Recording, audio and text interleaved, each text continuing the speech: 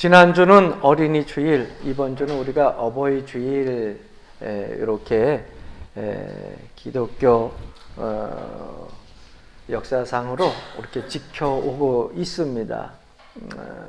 하나님께서는 우리가 우리 주변의 세상과 구별되어서 삶을 살아가기를 원하셔서 우리를 많은 사람들 중에 선택하여서 일찍이 하나님의 백성으로 불러주셨습니다. 그래서 사도 바울은 에베소서에서 말씀하기를 우리가 이방인들과 같이 행해서는 안 된다 이렇게 말하고 있습니다. 더 나아가서 이방인들처럼 행하지 않는다는 것은 무엇이냐? 탐욕 가운데 살지 아니하고 사랑 가운데 살아야 된다. 어두운 곳에 살지 말고 밝은 빛 가운데 살아야 된다. 이렇게 말씀하고 있어요. 좀 더 구체적으로 나아가서 이야기하자 보면 어리석은 가운데 이방 우상 숭배하면서 살지 말고 지혜로운 가운데 성령의 음성에 귀 기울이고 성령에 순종하며 살아라. 육체 가운데 거하지 말고 성령 가운데 거하면서 살아라. 이렇게 말씀하고 있어요. 결국 우리 그리스도인들은 세상에 더불어 세상 사람들과 살아가지만 분명히 독특한 삶을 사는 것만은 분명합니다. 저와 여러분들은 하나님 백성으로서 좀 세상 사람들이 뭐 이렇게 특별하게 살아, 뭐 이렇게 독특하게 살아. 그래도 여러분 하나님의 백성은 그렇게 살아야 되는 거예요. 왜? 그게 하나님께서 우리에게 주신 삶의 기준이에요. 그래서 우리의 생활 양식은 세상 사람들과의 생활 양식과 같을 수가 없어요. 십자가를 붙들고 믿음으로 사는 백성들은 세상 문화와 세상 환경과 조건 속에 타협하면서 살아갈 수 없는 독특한 삶을 살아갈 수밖에 없다고 하는 거예요. 왜? 그게 하나님께서 우리에게 주신 생활 방식의 기준이거든요. 그래서 이스라엘 백성들이 하나님께 선민으로 인정받고 또 하나님께서 그 민족을 불러서 세우셔서 말씀하기를 레위기 18장의 말씀에 보게 되면은 이런 말씀을 하셔요.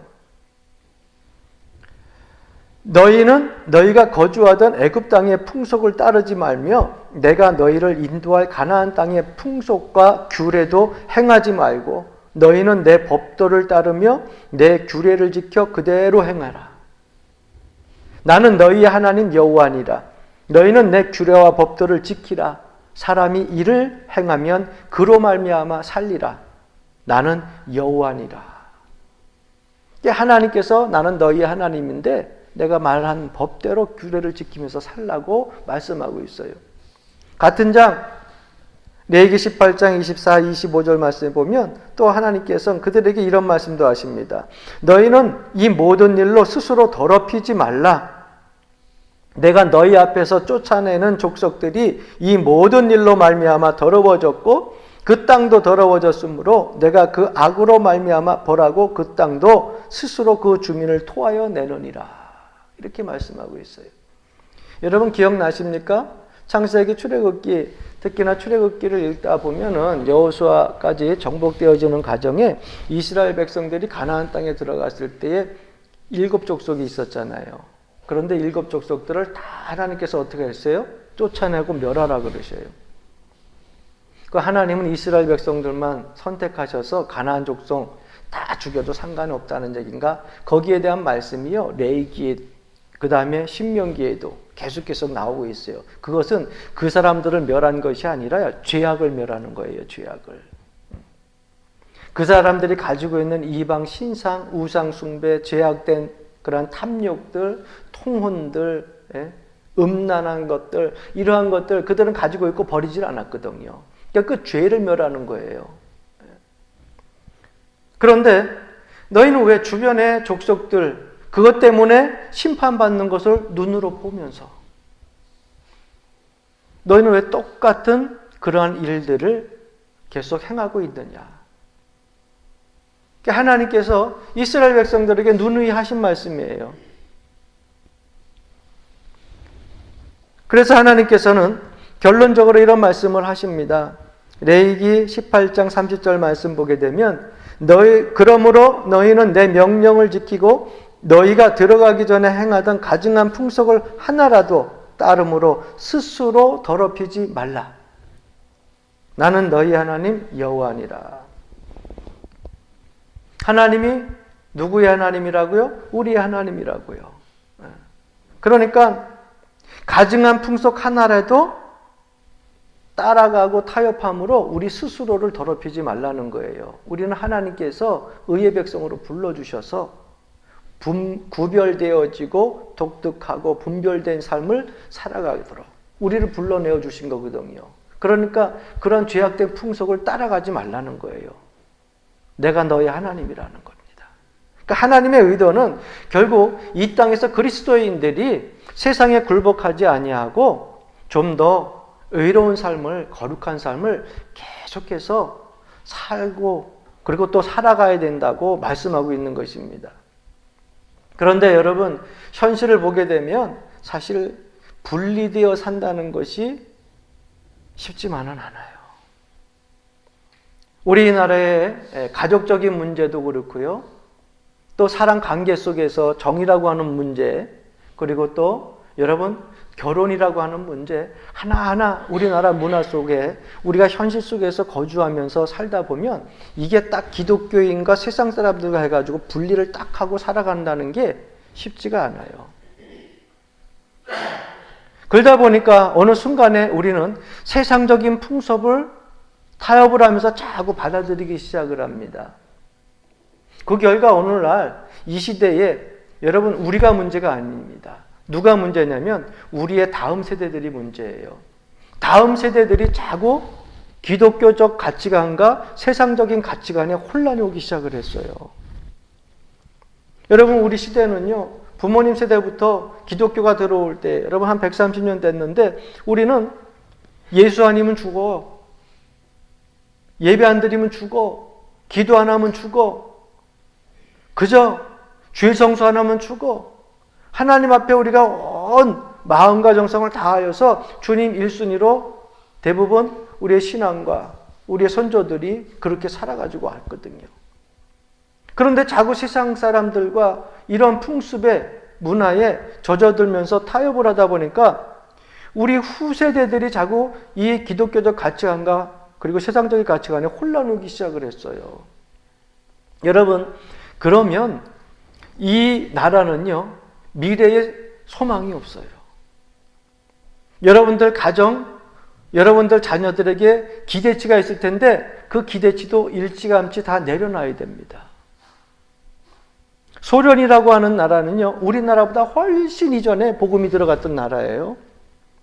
중국도 허드슨 테일러가 그곳에서 복음을 전할 때에는요, 많은 교회들이 세워지고 잠깐 부흥의 열기로 많은 교인과 그리고 교회가 세워지고 그리고 하나님 기뻐하시는 거로 막 성장할 것 같았는데 어느 순간에 여러분 교회가 문이 닫기 시작하고요. 구소련 여러분 그곳에서 예배 드리는 거 쉽지 않습니다. 중국에서 우리가 이제는 마음 놓고 예배 드린다고요? 아니요. 항상 그들은요 당원들 감시하에 예배 드려지는 거예요. TV에 보여지는 게 전부가 아니에요. 직접 가보게 되면은요, 하루에도 수십 개씩 교회 문을 닫고요, 그곳에 목회하던 선교사들도 쫓겨나서 다시 중국 땅을 못 밟게 만드는 곳이 바로 중국 땅이에요. 그러다 보니까 여러분 점점 기독교 가치관이 그 나라에서부터 사라지고요.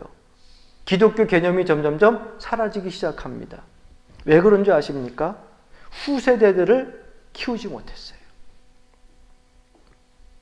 하나님의 말씀으로 양육하고 그 후세대들을 자꾸 키워야 되는데 그렇지 못했다고 하는 것이에요. 그래서 중국 속담에 이런 속담이 있습니다. 한 세대는 나무를 심고 다음 세대는 그 그늘에서 쉰다. 여러분, 나무 그늘에서 다음 세대가 쉬려고 한다면 한 세대는 나무를 심은 세대가 있어야 된다는 거죠. 지금 우리가 하나님 앞에 이렇게 좋은 자리에서 좋은 성전에서 마음 놓고 예배 드릴 수 있는 것, 물론 코로나19 때문에 인원 제한이 있지만 마음 놓고 예배 드릴 수 있고 여러분 복음 전한다고 해서 여러분 감옥에 갑니까? 예수 믿으세요 한다고 이웃들에게 여러분들이 전도한다고 해서 교도소에 갖다 잡아 쳐넣어요? 총살당해요? 아니에요. 우리가 마음 놓고 예배하고 마음 놓고 찬송하고 마음 놓고 기도하고 이렇게 우리가 정말 나무 그늘에서 쉬면서 예배드릴 수 있는 좋은 환경과 여건이 어떻게 만들어졌다고 생각을 하십니까? 이것은요, 누군가가 우리를 위해서 나무를 심었다는 거예요. 그 나무가 뭐예요? 바로 우리 신앙의 선조들의 기도입니다. 그들이 핍박 가운데 기도로 심었고요. 그들이 핍박 가운데에 눈물로 성전을 세웠고요. 복음을 전하고 자녀들에게 가르쳤기에 우리가 이 시대에 하나님 앞에 기쁨으로 예배할 수 있게 되었다고 하는 사실을 잊지 마시기를 바랍니다. 그래서 저는 종종 그런 기억이 나요. 어렸을 적에 부모의 손을 붙잡고 그 먼 길을 걸어갔던 옛날 교회는요, 여러분 근방에 가까운 데 있지 않았잖아요. 막 몇십 리씩 걸어 다녀야 됐잖아요. 아마 그래서 지금 여러분들은 아마 자녀들을 양육을 했을 때 하나는 안고 하나는 등에 업고 막 이러면서 아마 주의 성전 찾아다니면서 그렇게 기도하면서 눈물로 자녀들을 위해서 기도했던 시절들이 있을 거예요. 그런 누군가가 심은 사람들이 있기에 여러분 그늘에서 쉴 수 있는 후세대들이 생긴 겁니다. 그렇다고 하면 오늘 이 시대는 어떻습니까? 여러분 이 가정의 달이라고 하는 6월달 제가 분명히 이 말씀을 준비할 때는요 많은 안타까움과 염려를 가지고 준비를 했어요. 오늘날 젊은 세대들이요 교회에서 많이 떠납니다. 어린 세대들이 제대로 양육되어지는 것이 그리 흔치 않다는 거예요. 그래서 우리가 앉은 자리만 봐도 여러분 젊은 세대보다는 나이가 든 분들이 훨씬 더 많이 앉아 있잖아요. 옛날에는 교회가 어린아이들의 놀이터였어요. 청소년들의 정말 교제의 장소였어요. 그래서 학교에서 갔다 오면은 노는 장소가 왜? 교회였어요. 그 당시에 부모들은요, 그나마 여러분 계속해서 막 기독교가 들어왔던 얼마 안 된 그런 시기에 뜨거운 열정을 가지고 자녀들을 붙잡고 눈물을 흘리는 기도가 있었고요. 그들에게 훈계와 양육이 있었어요. 교회 안 가면은 종아리 때려서라도 교회를 보내고요. 당시에 100원짜리, 10원짜리 그런 헌금도요 꼭 주일날 챙겨가지고 하나님 앞에 드리라고 자녀들에게 다 챙겨주고 그거 안 드리면은 와가지고 야단 맞고 해초리 맞던 그런 시절.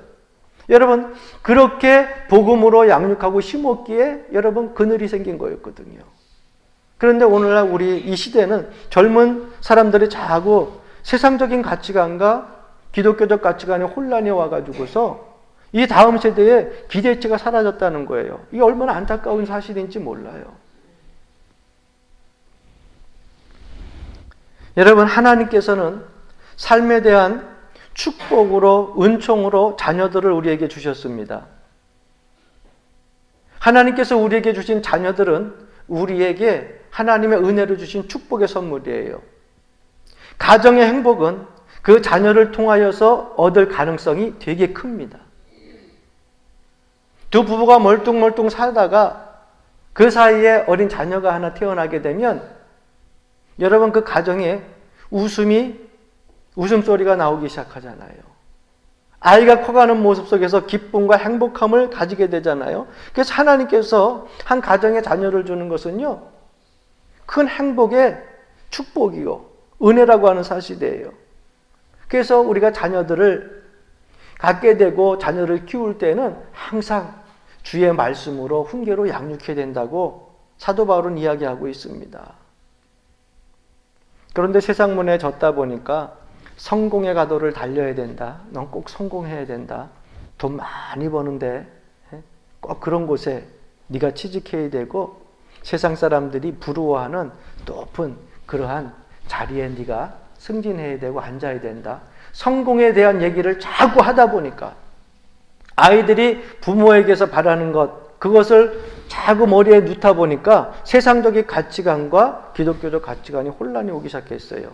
그래서 온 것이 뭔지 아십니까? 가정의 파괴, 가족들 간의 비난과 그 다음에 비통함, 이러한 것들이 찾아오기 시작한 거예요. 왜 우리의 가정이 이렇게 되었을까? 이러지 않았었는데. 여러분, 이거는 사회적인 조건, 환경 때문에 이렇게 왔다고 원망하지 마세요. 내가 내 자녀를 정말 하나님의 말씀과 양육으로 키웠는지 그것을 놓고 우리가 봐야 되는 거예요. 왜 축복으로 행복의 근원으로 준 자녀들이, 가능성이 있는 그러한 하나님의 말씀으로 준 자녀들이 우리에게 행복과 기쁨이 안 되고 비탄과 비난과 그리고 고민과 고통의 원인이 될 수밖에 없었을까? 여러분, 성경 잠언서 23장 24절 말씀에 보면 이렇게 기록하고 있습니다. 의인의 아비는 크게 즐거울 것이요 지혜로운 자식을 낳은 자는 그로 말미암아 즐거울 것이니라. 크게 즐거울 것이요 즐거울 것이니라. 누구로 말미암아? 자녀로 말미암아. 그런데 여러분, 그 앞에 붙은 명사가 있어요. 의인의 아버지는. 즉 자녀들이 의롭게 양육되어질 때, 하나님의 말씀으로 의롭게 양육되어질 때, 주의 교훈으로 의롭게 양육되어질 때에 어떻게 된다고요? 그 가정의 아비는 크게 기뻐하고 즐거워하게 된다는 거예요. 성경은 우리에게 양면성을 보여줍니다. 자녀들은 하나님께서 주신 선물이요, 축복이라는 거예요. 비탄이 아니라는 거예요. 괴로움이 아니라는 거예요. 근심거리가 아니라는 거예요. 큰 기쁨을 줄 수 있는 가능성이 있는 존재라고 하는 것이 바로 자녀라고 하는 것입니다. 그런데 가치관이 흔들고 우리가 하나님의 말씀으로 제대로 양육을 하지 못하다 보니까 오늘날 많은 사람들이 가정의 비탄과 괴로움을 갖고 산다고 하는 것이에요. 어느 한 여론조사를 보게 되니까 요즘 젊은 세대 부모들이 70%가 자녀를 전혀 갖고 싶지 않다고 설문조사에 답변을 했어요. 여러분, 놀랄만한 사실. 그런데 여러분, 지금 시대를 보면 놀랄만한 사실도 아니에요. 왜? 이 시대를 이미 예측하고 있었다는 거죠. 지금 결혼하는 세대들은 이미 부모에게서 그들이 무엇을 봤다는 거예요. 부모에게서부터 어떤 가치관을 얻었다는 거예요. 그래서 부모의 삶을 보고 가정에서 이렇게 자녀로 자라오다 보니까 자녀가 축복이라 그러는 것이 아니라 자녀가 괴로움이 되고, 자녀를 얻고 나서 부모가 매일 고생한다, 힘들다, 어렵다는 얘기만 하니까 내가 왜 그것을 똑같이 이어가? 나는 자녀 필요 없어. 부모에게 짐이 되는 자녀? 가정에 비탄이 되는, 괴로움이 되는 자녀 뭐 필요해?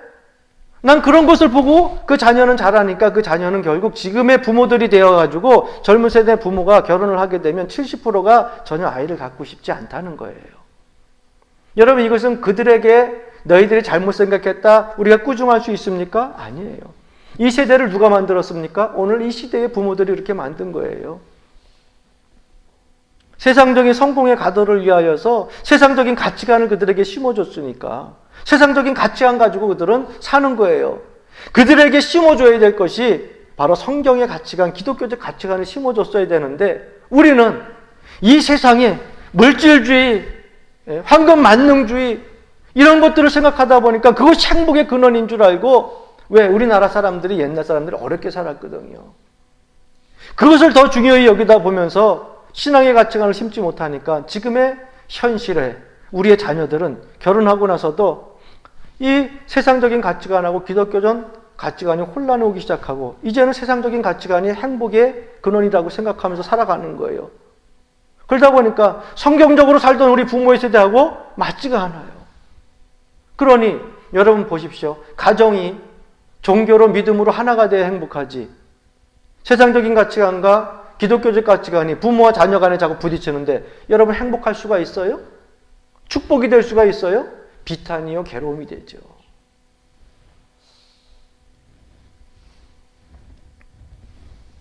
그래서 이 모든 문제들을 매우 간결하게 성경 잠언 29장 15절에서 요약하고 있어요. 채찍과 꾸지람이 지혜를 주거늘 임의로 행하게 버려둔 자식은 어미를 욕되게 하느니라. 여러분, 앞전에서도 말씀드렸다시피 교회 헌금 갖고 갔다 헌금 안 내면요, 그날 종아리 엄청나게 맞는 거예요. 교회 다니면서 싸움하고 욕하면 맞는 거예요. 주일날 교회 안 가죠? 그러면 하루 종일 손 들고 있어야 돼. 채찍과 꾸지람, 여러분, 그것이 자녀에게 아픔을 주는 것 같지만 삶의 지혜요, 축복을 받는 비결을 가르쳐주는 거거든요. 신앙적인 교육은요, 믿는 사람들 가정에 꼭 필요한 거예요. 여러분들, 여러분들의 자녀들, 여러분들 또 손주, 손녀들 낳게 되고 자라날 텐데, 여러분 신앙적인 교육 결코 포기하지 마십시오. 할렐루야. 왜 포기하지 말라고 하느냐? 여러분, 잠언서에 보니까 임의로 행하게 버려둔 자식은 어미를 욕되게 하느니라. 이 말씀 뭐냐? 그냥 내버려 둔다는 거예요. 여러분, 가정이 비탄 속에, 재앙 속에 계속 그냥 머물러 있고 싶다. 그러면 자식한테 뭐 해주려고 할 필요 없이 그냥 자식이 하고픈 대로 다 해주라는 거예요. 어머니, 저 교회 가기 싫어요. 저 믿음 생활하기 싫어요. 사회적인 삶 속에서 재미있고 즐거운 일 찾아서 그렇게 성공적인 가도를 가고 싶어요. 그냥 내버려 두라는 거예요. 임의로 행하게 자식이 하고 싶은 대로 다 내버려 두라는 거예요.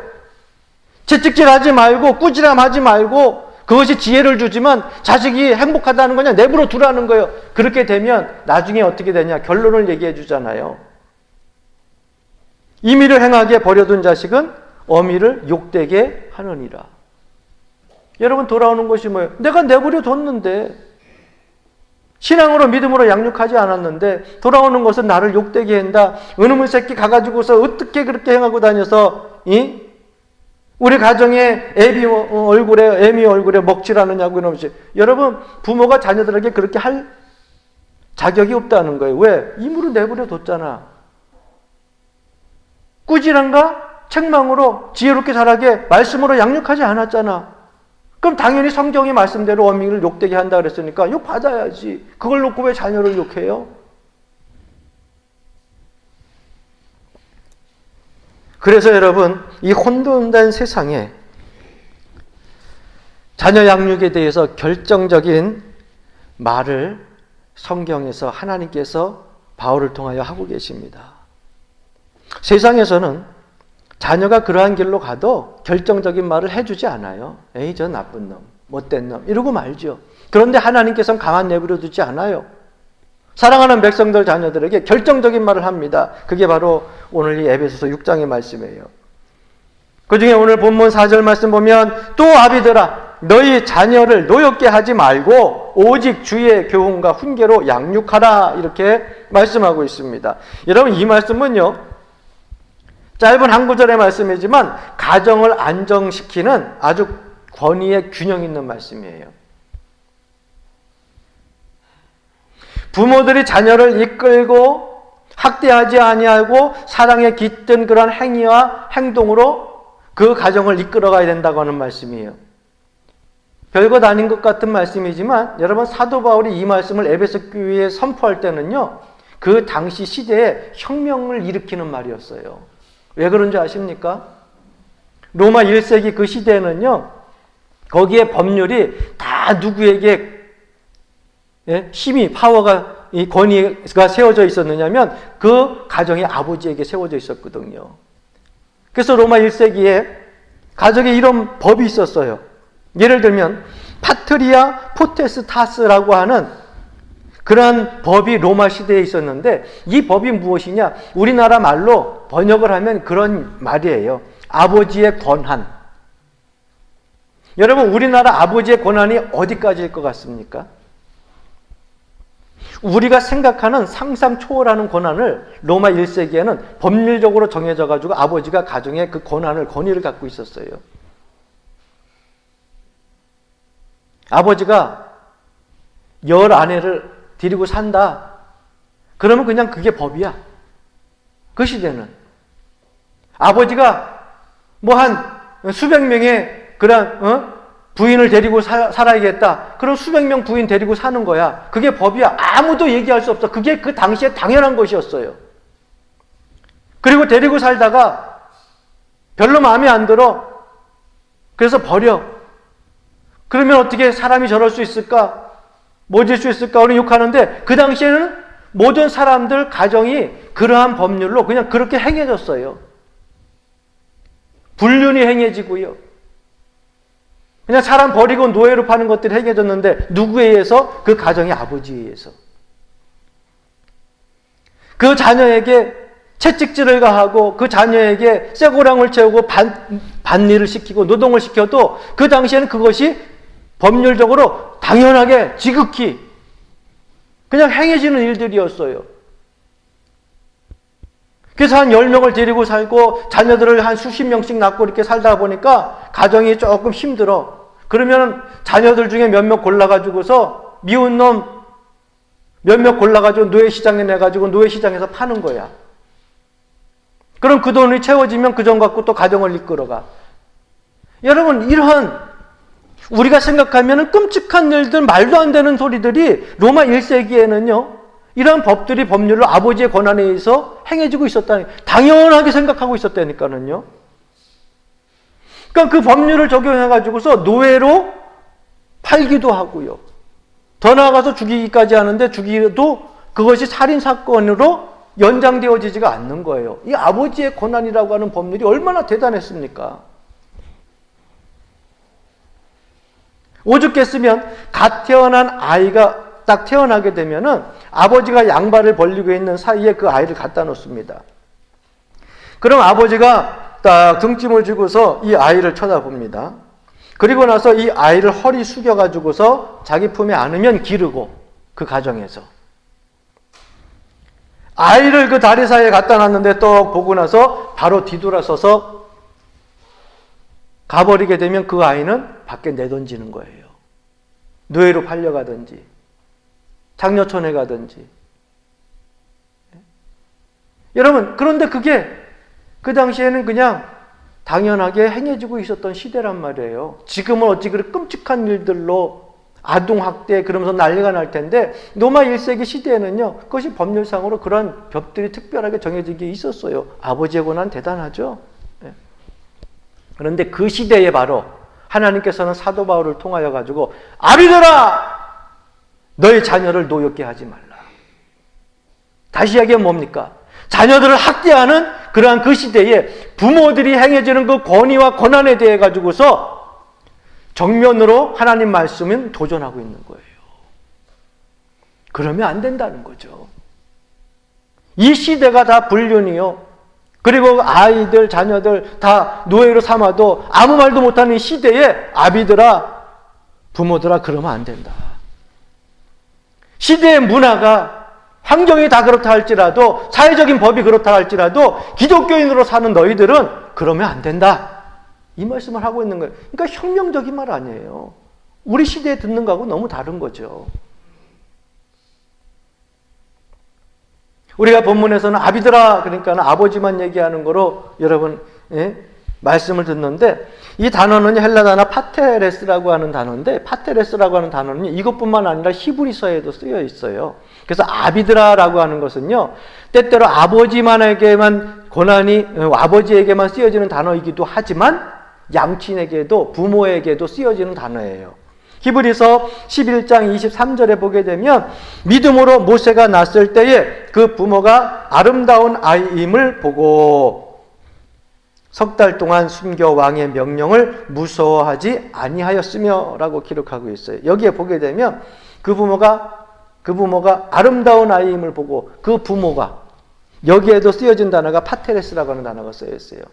그러니까 아비드라라고 하는 파테레스 단어는 아버지만 얘기하는 것이 아니라 양친 부모를 다 성경에서는 이야기하고 있다는 거예요. 그러면 여러분, 어떻게 하면 자녀 문제에서 성공을 거둘 수 있고 가정의 문제에서 행복을 우리가 되찾을 수 있을까? 오늘 이 한 구절 말씀을 통하여 여러분들이 가정의 행복을 되찾고 자녀의 성공의 가도를 가질 수 있기를 주의 이름으로 간절히 축원합니다. 먼저 너희 자녀를 노엽게 하지 말고. 여러분, 노여움은 때때로 겉으로 드러난 반항일 수도 있고요, 속으로 쌓일 수도 있어요. 언젠가는 그 노여움은요 터지게 되어 있습니다. 분노로도 나타나고요, 반항으로도 나타나고요. 예. 그런데 그러한 여러분 분노와 화내는 거, 반항이 왜 나타나느냐? 부모들의 과잉보호 때문에 나타난다는 거예요. 일반 심리학자들은. 아이고 내 자식, 아이고 내 자식, 아이고 내 자식, 아이고 내 자식. 여러분, 과잉보호가 좋은 건 아니에요. 내가 보호하는 것이 아니라 하나님이 보호해 주시는 거예요. 여러분, 자녀들은 여러분들 어머니 뱃속에서 있다가 세상을 향하여 나와서 내 자식이지만 그보다 더 큰 존재로부터 창조되어진 것이 내 자녀예요. 우리가 그것을 잃어버리고 살 때가 많잖아요. 그죠? 내 뱃속으로 났으니까 내 자식이지. 그런데 여러분, 그 자녀는요, 그보다 더 훨씬 큰 존재, 하나님께로부터 우리를 통하여서 창조하셔서 우리에게 선물로 주신 거예요. 그러니까 내 자식이라고 해서 함부로 막 하면 안 돼. 그리고 또 한 가지는 뭐냐? 편애입니다. 편애. 편애가 뭔지 아시죠? 두 사람 있으면 두 사람 중에 하나만 더 사랑하는 거, 더 좋아하는 거. 네 사람 있으면 네 사람 중에 두 사람은 사랑하고 두 사람은 별로. 여러분, 자녀들을 어떻게 똑같이 사랑하지? 10손가락 깨물어서 안 아픈 손가락이 어디 있습니까? 뭐 옛날에 우리나라 뭐 옛날 얘기 뭐 속담까지 가면서 그러는데 10손가락 깨물면 자기 손이니까 다 아프지. 그런데 자녀들 중에서도 더 사랑하는 사람, 안 사랑하는 사람 분명히 있을 수 있어요. 그런데 그러한 모습들로 자녀들이 망가지고 반항하게 된다는 거예요. 근데 성경에도 이 역사가 있더라고요. 이삭이 리브가 더불어 가지고서 자녀를 낳는데 쌍둥이를 낳았어. 이삭이 좋아한 사람은 형인가 아우인가? 예? 형인 에서를 좋아했어요. 리브가는 형이었어요? 동생이었어요?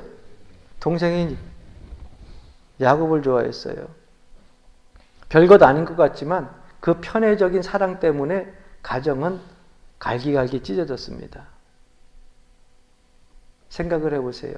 형은 칼 갖고 동생을 죽이려고 쫓아다니고 동생은 삼촌 집에 도망가서 살고 있고, 훗날 돌아온 이 야곱이 극적인 상봉으로 에서와 함께 만나서 화해를 이루지만 여러분, 편애 속에서 자란 그 자녀가 문제가 또 돼요. 4명의 아내 속에서 12명의 아들을 낳게 됩니다. 그런데 지 아버지가, 지 어머니가 했던 일을 똑같이 반복해. 아시죠? 12 중에 누구를 제일 사랑했어요? 야곱은 요셉만 봤잖아요. 나머지 형제들은 상처 입고 반항하고 결국은 그 자기 형제인 요셉을 애굽에 팔아넘기잖아요. 하나님의 섭리요, 계획 속에 그렇게 이어져 가지고 나중에 이스라엘 백성들을 애굽으로 끌어들이는 전체적인 구속사 역사 속에는 섭리요 계획이었지만 여러분, 그 가정의 단락을 보게 되면 정말 불행한 가정이잖아요. 이런 불행한 가정이 어디 있어요? 형제가 형제를 팔아? 형제가 형제를 죽이려고 해? 예? 어디서 나타났어요? 편애적인 사랑에서 나타난 거예요. 그러니까 여러분, 여러분들 자녀들에게 예? 몇 사람이든 상관이 없어요. 여러분들의 자녀 한 사람 한 사람을 여러분들 다 똑같이 사랑할 수 있게 해달라고 기도하시고 그 분배되어서 편애하는 사랑이 되지 아니하도록 여러분 가정을 이끌어 가시길 바랍니다. 아주 중요해요. 그래서 긍정적인 면에서 너희 자녀를 노엽게 하지 말고 그 뒤에 뭐라고 말씀하고 있어요? 따라합시다. 주의 교훈과 훈계로 양육하라. 하나님은 분명하게 자녀들이 축복이라고 하는 것을 말씀해 주시고 나서 어떻게 해야 축복이 된다고 하는 걸 말씀해 주고 계시잖아요. 노엽게 하지 말라라고 하는 것으로 끝쳐지는 것이 아니라 주의 교훈가, 그런데 이전엔 여러분 개역개정 이전에는요 주의 교양가로 써 있어요. 그래서 주의 교양과 훈계로 양육하라. 그러면 주의 교양이라고 하는 거, 주의 교양이라는 거, 이것은 뭡니까? 주의 교훈이라고 하는 것은 이 얘기예요. 바르게 교정하는 행위. 그러면 훈계는 뭡니까? 말 그대로 바르게 교정하는 말. 즉 하나님께서는 자녀들을 교육하고 훈계하는데 어떻게 하라고요? 행위와 말로. 행위와 말로. 이거 여러분 중요한 거예요. 어떤 분들은 말로만 교육하려고 해요. 절대 말로만 교육이 안 됩니다. 신앙 생활하는 그 모습 속에서 부모의 행위의 믿음과 행위의 신앙과 행위의 모본을 보고 자녀들은 어떻게 해요? 바라보고 바뀌게 되고 변하게 되는 거예요. 거기에 훈계, 말로써 역시 훈계하라는 거죠. 그러니까 행위하고 말은요, 떨어질래야 떨어질 수 없이 같이 가야 되는 거예요. 그래서 성경적인 바른 자녀를 키우는 부모는요, 어떠한 모습이냐? 보여주는 것과 말하는 것, 이것이 같아요. 그 소선을 통하여서 자녀들이 말씀으로 양육되어져서 행복의 가정을 만들어갈 수 있다고 하는 것입니다. 그래서 프레 바쇼우라고 하는 박사는 현명한 부모는 다음과 같이 해야 한다라고 자기 책을 통해서 소개하고 있어요. 그래서 그 책에 보니까 뭐 열 몇 가지가 이렇게 있는데 저는 그 중에서 다 설명은 못 드리고 몇 가지만. 먼저 현명한 부모는 악의와 복수에 관한 모든 생각과 행위를 제거해야 된다. 그러니까 부모가 가지고 있는 악한 생각, 불의한 생각, 그리고 다른 사람들에게 억울함 때문에 복수해야 된다고 하는 생각을 어떻게 해요? 행동뿐만 아니라 생각에서도 제거해야 돼요. 왜 그런 줄 아십니까? 그래야 자녀들이 행복해져요. 또 한 가지는요, 분노와 비통의 느낌을 거절하라는 거예요. 부모가 자꾸 애통해하고 비통해하는 모습을 보게 되면 그 자녀가요, 부모를 보면서 기뻐할까요? 즐거워할까요? 아니요.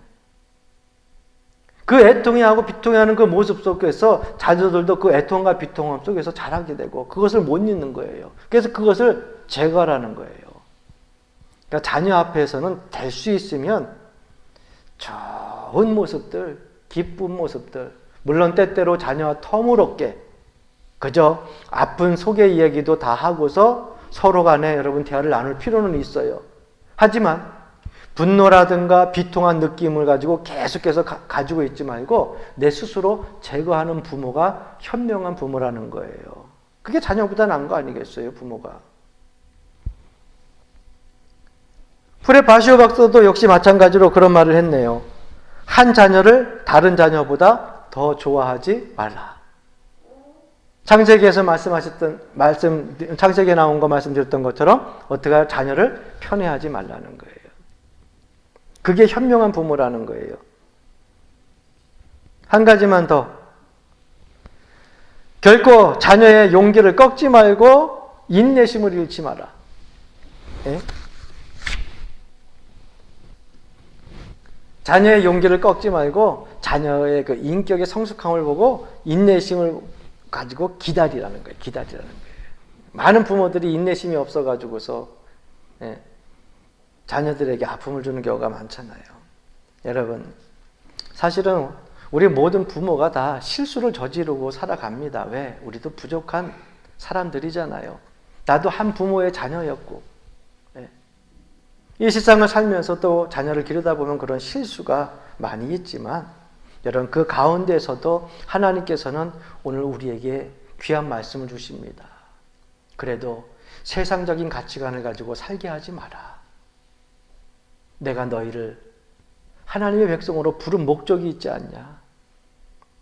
뭐 학력이 좋아서 부른 것 아니고 가문이 좋아서 부른 것 아니다.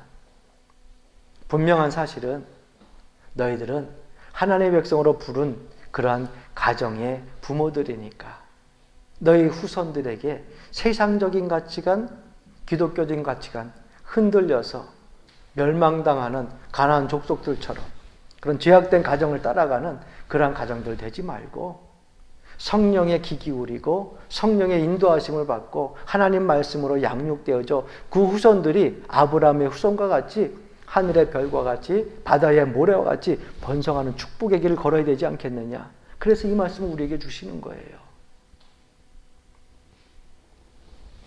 사랑하는 성도 여러분, 귀한 가정, 하나님께서는 결코 파괴되기를 원하시지 않습니다. 우리의 가정이 행복해지고 우리의 가정이 다른 사람들을 볼 때에 저 가정은 그리스도 예수가 계신 가정이구나. 하나님이 정말 함께하는 가정이나 오히려 보며 부러워하며 오히려 그들에게 입으로 전도하지 않아도 가정의 삶의 행복을 통하여서 전도할 수 있는 귀한 가정이 되기를 원한다고 하는 사실이에요. 저는 우리 연화제일교회 다니는 여러분들의 가정 그리고 자녀들 그 후손들이 주의 말씀으로 잘 양육되어져서 세상 사람들이 다 지금 소망이 없고 기대가 없다 그러지만 여러분들의 가정의 후손들만큼은 하나님이 기대하시는 그런 소망이 있기를 기대치가 있기를 주님의 이름으로 간절히 축원합니다.